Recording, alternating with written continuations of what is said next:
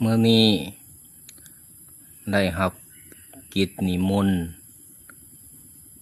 ไปสันภัตตาหารอยู่สำนักสงฆ์ป่าให้บ้านขะเมาปากเซ่เมืองโขงแข้งจำปาสัก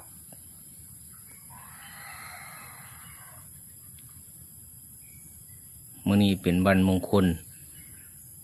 เพิ่นได้สร้างศาลาใหม่เพื่อจะบำเพ็ญภาวนาในพรรษานี้นิมนต์พระสงฆ์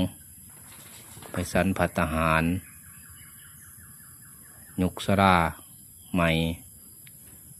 ที่สำนักสงฆ์ป่าให้เพื่อเป็นสิริมงคลเพื่อบำเพ็ญภาวนา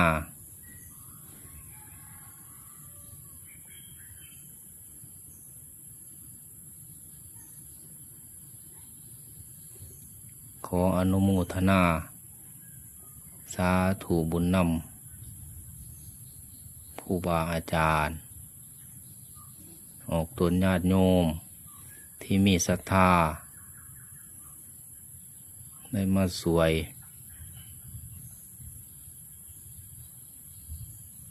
งานครูบาอาจารย์เพื่อ